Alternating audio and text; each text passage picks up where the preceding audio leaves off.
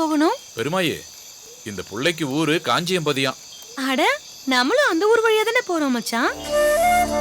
ஆமா ஆமா ராமானுசா, நாங்க சித்தாசிரமத்துல இருந்து புறப்பட்டு காஞ்சியம்பதி வழியா ராமேஸ்வரம் வரைக்கும் போறோம். உன்னை அங்க காஞ்சியம்பதியில பத்திரமா கொண்டு போய் சேர்த்துட்டு அங்க இருந்து நாங்க ராமேஸ்வரத்துக்கு போறோம். அது எங்களோட பொறுப்பு. மிகவும் நன்றி ஐயா. உங்கள் இருவரையும் அடியேன் வாழ்நாள் முழுவதும் என்றும் மறக்கவே மாட்டேன். நீங்கள் செய்வது மிகப்பெரிய உதவி. சரி பெருமாயே, காலையில சீக்கிரம் எழுந்திருச்சு கிளம்பணும். உள்ள நடந்து நடந்து ரொம்ப களைச்சு போயிருக்கும். கொஞ்ச நேரம் படுத்து தூங்கினாதான் அவரோட சோர்வு போகும். அப்பதான் காலையில அவரால் நடக்கவும் முடியும். ராமானுஜா, நீ போய் கூடாரத்துக்குள்ள படுத்துக்க, நாங்க வெளியே படுத்துக்கிறோம். வேண்டாம் தாயே, அடியேன் இங்கேயே படுத்துக் கொள்கிறேன். வேண்டாம் ராமானுசா, இங்க வெளியில பயங்கரமா பனி பெய்யுது. இங்கெல்லாம் படுத்தா சரி வராது. ஆமா ராமானுஜா, இவர் சொல்றபடி கேளு. எங்களுக்கு வெட்ட வெளியில படுத்து பழக்கம் ஆயிடுச்சு. இங்க தூங்குனா உனக்கு தூக்கமே வராது. நீ போய் கூடாரத்துக்குள்ள படுத்துக்க, காலையில எந்திரிச்சு மத்ததெல்லாம் பேசிக்கலாம். யோசிக்காத ராமானுசா, உள்ள போ. சரி, மிக்க நன்றி.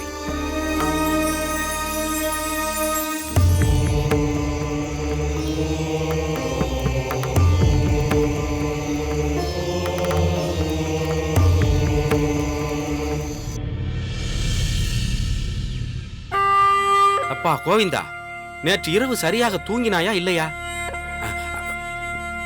வந்தனம் குருநாதா.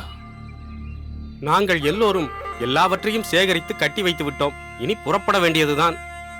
பரவாயில்லை, குறித்த நேரத்தில் புறப்பட எல்லோரும் ஆயத்தமாகிவிட்டீர்கள். இனி புறப்படலாம். நில்லுங்கள்.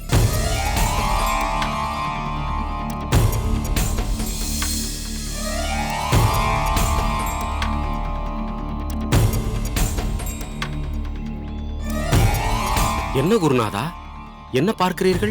பார்க்கவில்லை, நான் தேடுகிறேன். யாரை தேடுகிறீர்கள்? யார் இங்கு இல்லையோ அவனைத்தான். புறப்படலாம் புறப்படலாம் என்று சொன்னாயே, ஆனால் எல்லோரும் இருக்கிறார்களா என்று சரிபார்க்க வேண்டாமா? அதையும் நான் தான் பார்த்து சொல்ல வேண்டுமா? ராமானுஜன் எங்கே?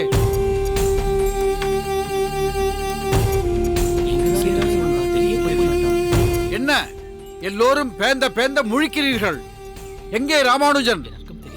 கோவிந்தா, உன்னைத்தான். ராமானுஜன் எங்கே? அண்ணாவை அடியேன் பார்க்கவில்லை குருநாதா.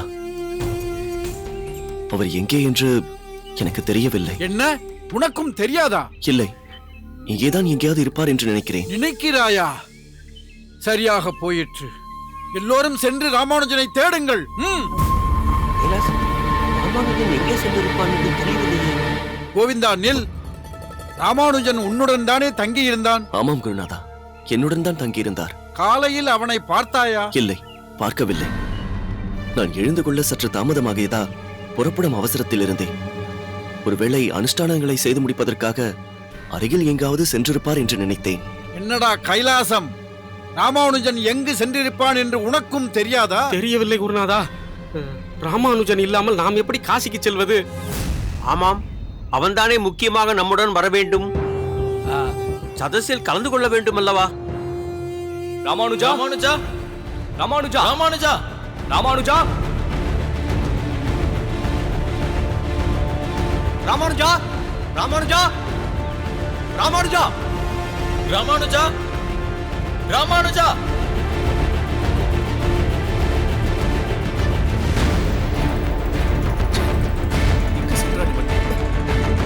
எங்க இருக்கிறாய் ராமானுஜா?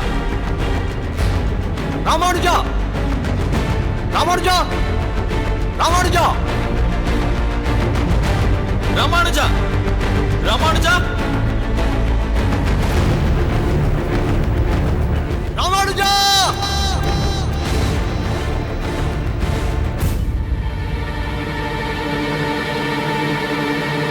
குருநாதா, ராமானுஜனை எங்கு தேடியும் கண்டுபிடிக்க முடியவில்லை. ஆமாம் குருநாதா, முடிந்த மட்டும் தேடிவிட்டோம். ராமானுஜன் எங்கும் தென்படவில்லை. குருநாதா, எனக்கு அண்ணாவை பற்றி நன்றாக தெரியும். அண்ணா பல இடங்களுக்கும் பல ஊர்களுக்கும் சென்று பழக்கப்பட்டவர், பக்குவப்பட்டவர்.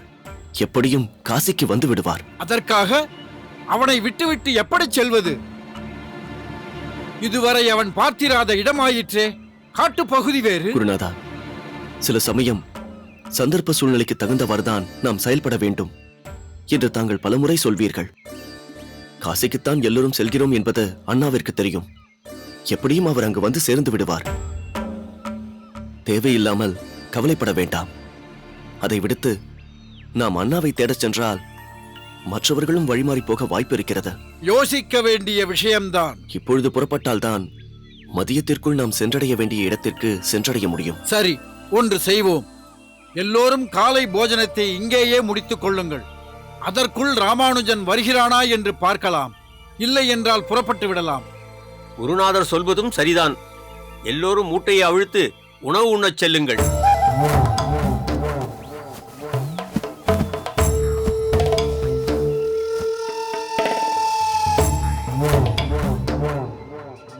குருநாதா, என்ன? கிணறு வெட்ட பூதம் கிளம்பியது போல் நாம் ஏதோ திட்டம் தீட்ட அது வேறு மாதிரி சென்று கொண்டிருக்கிறதே. அவன் என்ன உண்மையிலேயே காணாமல் போய்விட்டானா, இல்லை தப்பித்து விட்டானா? நீங்கள் ஏதாவது உளறிவிட்டீர்களா? ஐயோ, இல்லை குருநாதா, அதற்கு வாய்ப்பே இல்லை. எல்லாம் காதும் காதும் வைத்தாற் போல்தான் நடந்து கொண்டிருக்கிறது. இந்த காதிற்கு தெரிந்தது கூட இந்த காதிற்கு தெரியாது. போதும், நிறுத்தடா. ஒருவேளை ஏதாவது ஒரு விதத்தில் அவனுக்கு நம் திட்டம் தெரிந்து அவன் ஊருக்கு சென்று எல்லோருக்கும் சொல்லிவிட்டால்? அதற்கு வாய்ப்பே இல்லை குருநாதா. அப்படியே ஒருவேளை அவனுக்கு நம் திட்டம் தெரிந்து ஊருக்கு போக வேண்டும் என்று நினைத்தாலும் நிச்சயமாக அவனால் ஊருக்கு போக முடியாது. அவன் மீண்டும் ஊருக்கு சென்றால்தானே. நாம் என்ன காஞ்சியபதிக்கு பக்கத்திலா இருக்கிறோம்? விந்திய மலையில் நடுக்காட்டில் இருக்கிறோம். இங்கிருந்து தனியாக சென்றால் காட்டு மிருகங்களுக்குத்தான் அவன் இரையாக வேண்டும். காசிக்கு சென்று நாம் செய்ய வேண்டும் என்று நினைத்ததை இன்று இந்த காட்டு விலங்குகள் செய்ய போகின்றன. அவனை கடித்து குதறி சின்னாபின்னமாகி குற்றுயிரும் குலை உயிருமாக கேட்பாரற்று கிடந்து உயிர் பிரிய வேண்டும் என்பதுதான் அவன் விதி. மொத்தத்தில் நம்மை பொறுத்தவரை ராமானுஜன் அழிய வேண்டும். அவன் அழிந்து விட்டான் என்று நினைத்துக் கொள்ளுங்கள் குருநாதா. ஏன் வீண் குழப்பம்? இதெல்லாம் பாவம், தப்பு, இப்படியெல்லாம் செய்யக்கூடாது என்றல்லவா சொன்னீர்கள்? உங்கள் வாக்கு பலித்து விட்டது. இப்போது நாம் எதுவும் செய்யாமல் அவனே அவன் முடிவை தேடிக்கொண்டு விட்டான். இதில் நமக்கு எந்த பாவமும் இல்லை, எந்த பாதகமும் இல்லை. நம்மை பொறுத்தவரை ராமானுஜன் நம்முடன் வந்தான், பாதை தவறி மிருகங்களுக்கு இரையானான். எப்படியோ ராமானுஜனின் கதை முடிந்து விட்டது. குருநாதா, எனக்கும் என்னவோ சம்பூர்ணம் சொல்வதுதான் சரி என்று தோன்றுகிறது. நாம் இங்கிருந்து உடனே புறப்படுவதுதான் நல்லது. இல்லை என்றால் ஒருவேளை ராமானுஜன் திரும்பி இங்கு வந்துவிட்டால் தேவையில்லாத தொல்லைதான் ஏற்படும். நாம் உடனே புறப்படுவோம். அப்படியா சொல்கிறாய்? ஆமாம் குருநாதா, இதுதான் நல்ல சந்தர்ப்பம். புறப்பட்டு விடுவோம். சரி, எல்லோரையும் புறப்படச் சொல்.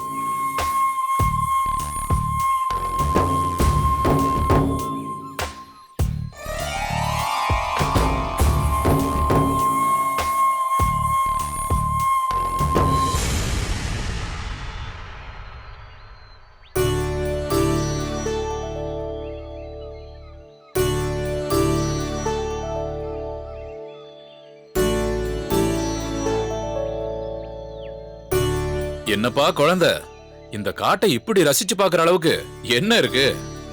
ஐயா, உங்களுக்கு இது பழகிய பழைய இடமாக இருக்கலாம். ஆனால் இந்த சுற்றுப்புறத்தை பார்க்க பார்க்க அடியேனுக்கு ஆச்சரியமும் அதிசயமும் தான் கூடுகிறது. இங்கு இருக்கும் செடி, கொடி, மரங்கள், தாவரங்கள், பறவைகள், இயற்கையின் எழில் ரம்யமான ஒரு காட்சி. இங்கு வீசும் காற்றோ மனதிற்கும் உடலுக்கும் இதமாக இருக்கிறது. இந்த இறைவனின் படைப்பை நினைத்து நான் வியப்படைகிறேன். ஸ்தாவரா லக்ஷ விம்சதி, அதாவது 20,000 வகையான செடி கொடிகள் இருக்கிறது என்று புராணத்தில் இருக்கிறது. அதை படித்தபோது அடியேன் யோசித்ததுண்டு, இத்தனை வகைகள் இருக்கக்கூடுமா என்று. ஆனால் இங்கு பார்க்கும் பொழுதுதான் அடியேன் அதை உண்மை என்று உணர்கிறேன். வனானி விஷ்ணுவோ என்று சொல்வது எத்தனை உண்மை என்று அடியனுக்கு இப்போதுதான் புரிகிறது. ஆச்சரியமாகவும் இருக்கிறது. உன்ன மாதிரி நாட்டுவாசிங்களுக்கு வேணா இந்த காடு ஆச்சரியமா இருக்கலாம். ஆனா எங்களுக்கு இந்த காடு தான் நாடு. சில சமயத்துல சந்தர்ப்ப சூழ்நிலை காரணமா உங்க நாட்டு பக்கம் நாங்களும் வர வேண்டிய நிர்பந்தம் ஏற்படும். அப்போ நீ எப்படி இந்த காட்டை ஆச்சரியமா பாக்குறியோ அதே மாதிரி உங்க நாட்டுக்குள்ள இருக்கிறவங்க எங்களை ஆச்சரியமா மறைச்சு பாப்பாங்க. இதுல உண்மை என்னன்னா எல்லா நாடுகளுமே ஒரு காலத்துல காடா இருந்ததுதான். காடுகளை நாடுகளா மாத்துனது நீங்க. இதே நிலை நீடிச்சுதுன்னா வருங்காலத்துல காடுன்னு ஒண்ணு இருக்குமாங்கிறதே ரொம்ப சந்தேகம்தான். பாத்தியா, நீயோ படிச்ச புள்ள, படிப்பறிவில்லாதனா இதையெல்லாம் உன்கிட்ட சொல்லிக்கிட்டு இருக்கேன். ஐயா, படிப்பு என்பது ஏட்டுக் கல்வியில் இல்லை, குணத்திலும் அனுபவத்திலும் பிறவி ஞானத்திலும் தான் இருக்கிறது. உங்கள் ஞானமும் ஆற்றலும் அடியேனை வியக்க வைக்கிறது. ஒரு ஆசானுடன் அடியேன் இருப்பதைப் போலவே உணர்கிறேன்.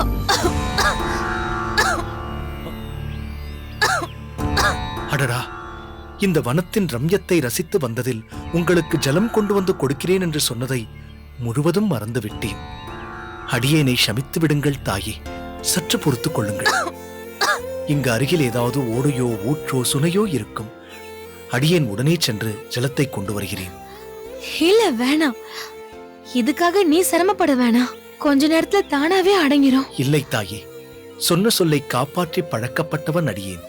அதனால் எப்படியாவது உங்களுக்கு ஜலம் கொண்டு வந்து கொடுத்து விடுகிறேன். அடியேனின் பசியை போக்கியவர் அல்லவா தாங்கள். தங்களின் தாகத்தை தீர்த்து வைக்க வேண்டியது அடியேனின் கடமை அல்லவா? அதுதானே நியாயம். நாங்க சொல்றத கேளுப்பா. இல்லை, அடியேனை தடுக்காதீர்கள். இதோ சென்று நொடிப்பொழுதில் வந்து விடுகிறேன்.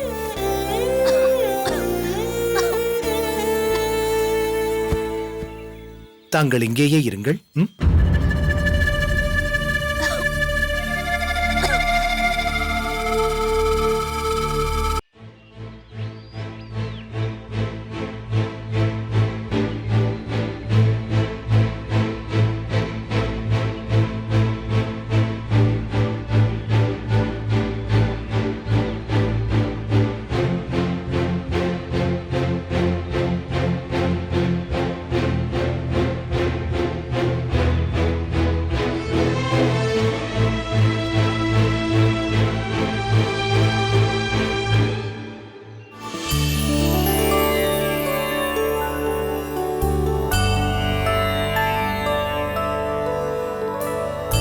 வரதா, எல்லாம் உன் கருணை. கிணறு இருக்கிறது.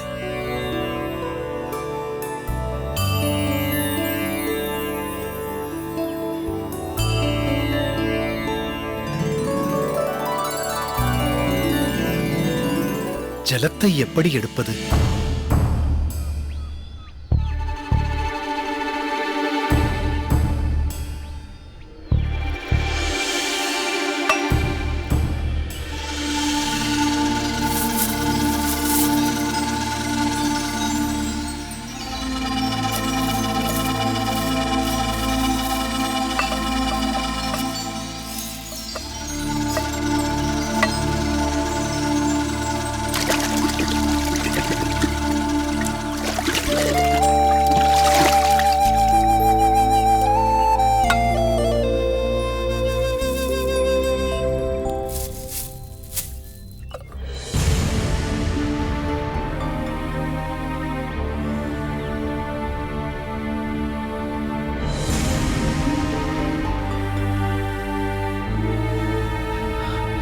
சுவாமி, அடியேன் தாசன். சொல்லப்பா, என்ன வேண்டும்? அருகில் ஏதாவது ஊர் இருக்கிறதா? இது எந்த தேசம், எந்த ஸ்தலம் என்று சொல்லி அருள வேண்டும். பார்த்தால் ஸ்ரீ வைஷ்ணவனை போல் தெரிகிறாய். இது எந்த ஸ்தலம் என்று தெரியாதா உனக்கு? அதோ தெரிகிறது பார், புண்ணிய கோடி விமானம்.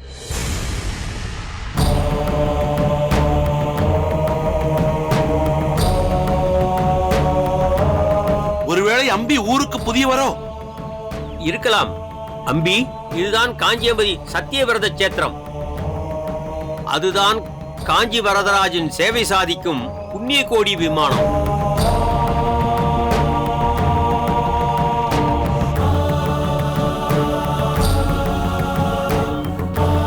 ராஜ்யம் நடை சாத்துவதற்குள் வரதனையும் பெருந்தேவி தாயாரையும் சென்று சேவித்துக்கொள்.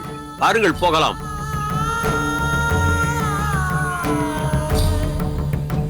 இது என்ன ஆச்சரியம்!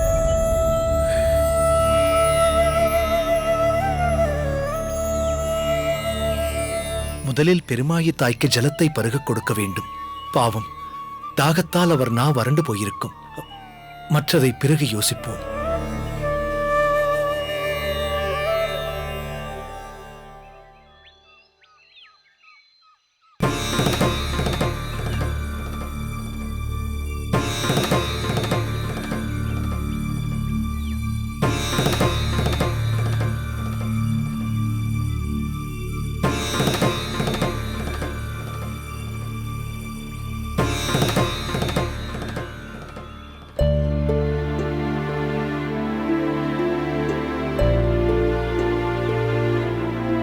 எங்கு சென்றிருப்பார்கள்?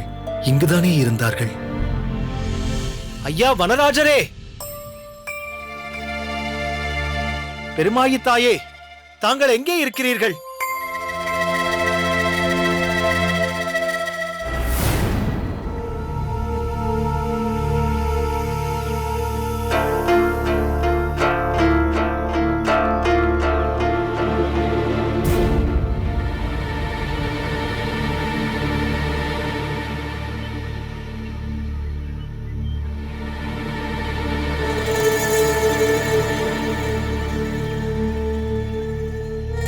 தாயே, அடியேன் தங்களின் தாகத்திற்கு ஜலம் கொண்டு வந்து விட்டேன். எங்கிருக்கிறீர்கள்? ஐயா, தாயே,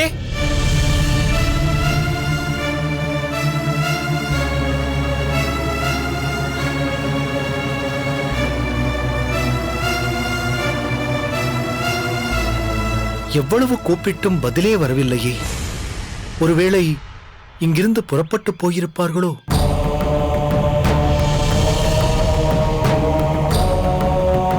மிருகங்களை உண்பீர்களா? மிருகங்க கிடைக்காதப்போ உன்ன மாதிரி மனுஷனையும் உண்பேன். நரமாமிசமும் உண்பீர்களா? தாராளமா. அது கொடிய பாவமாயிற்றே. அதெல்லாம் இந்த வனராச விதியில வராது. மாஸ்டர் யாரு? குங்கும போலே குன்றுபுறாவே. புத்தியுள்ள மனிதனெல்லாம் வெற்றி காண்பதில்லை, வெற்றி பெற்ற மனிதனெல்லாம் புத்திசாலி இல்லை.